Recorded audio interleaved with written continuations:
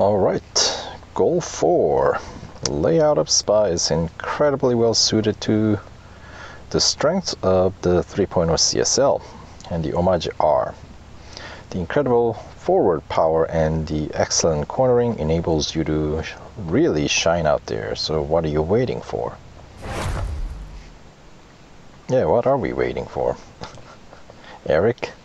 2 laps. Do I have enough to get through this?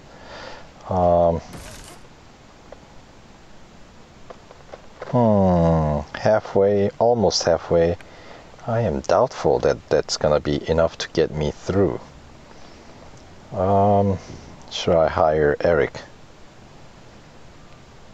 Oh sure, why not? Let's do it. He's around for free. Put him to work. And we just have to win. No strings attached.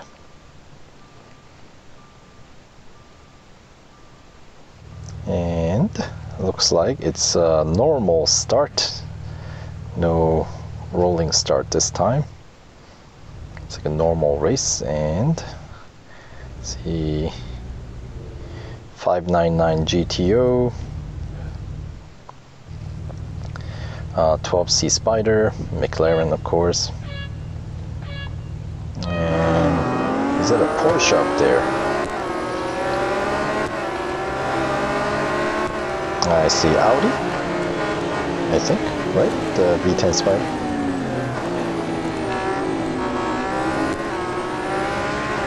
Anyway,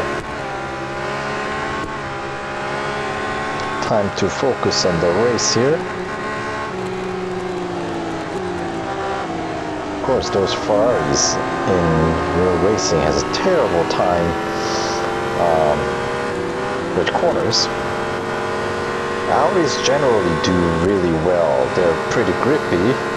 I want to say except for V10 Spider that I'm passing here. It's a little bit tail happy for an Audi.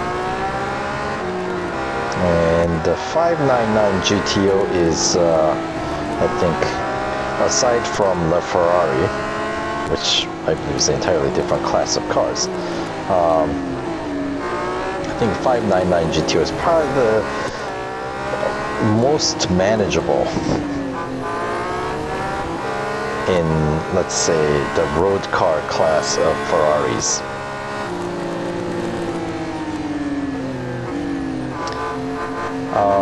Let's see, F40 and F50, those are okay. I feel like the F40 is a little bit better balanced than F50, but that's just my opinion. I haven't driven either of those cars in a long time, so my experience or my memory might not be exactly accurate, but that's what I remember. That reminds me, I'll have to go do some race with those cars and see if I remember what those cars felt like. So that's why I like these special events where we get to not only race a new car, but you know, when I see these cars opponents are driving, when they have this variety of cars that each event showcase, it doesn't make me go, huh, you know what, I have that car, I should take it out for a spin. It's, you know, these cars are kind of fun. So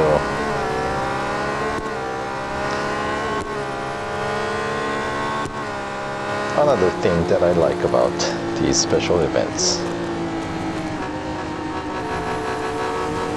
Of course, they totally nerfed the gold rewards in these flashback events now,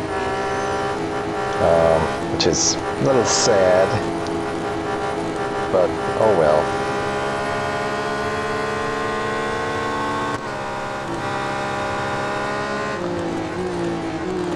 Perhaps they thought for the ones that who don't own the car, winning a car is enough, and they don't really want older players who's been doing this for a while to use this to necessarily just increase the gold bank. Maybe, I don't know. 35 gold really isn't much over a course of a week, is it? No. Considering that by watching ads, if you have time for it, I think getting 10 gold per day is reasonable. Sometimes I go crazy and I do manage to collect 20 gold, which I believe is the maximum that you can collect. Yes, the last 5 gold ads are behind some 100 racing dollar ads, which sounds pretty absurd, but that's the way they have it set up. They really don't want you to get to that last 5 gold. They want you to be happy with the 15 gold by watching, what's this, I guess 70 racing dollar ads get you 15 gold. Since the beginning of when the new day opens, you get 5 gold ads right away, and then once you run through those, then you have to watch another 20 racing dollar ads to get to the next 5, and then in order to get to the extra 5 gold from that point on, you need to watch, I believe, 50 racing dollar racing dollar ads, and after that the final bit is the killer 100 racing dollar ads. So if you're running short on racing dollars, I suppose that's one way to, supplement your income. Since there's that's just about endless supply of racing dollar ads. Though 2,000 racing dollars really isn't much, I guess. But if you watch 100 of them, that would be 200,000 racing dollars.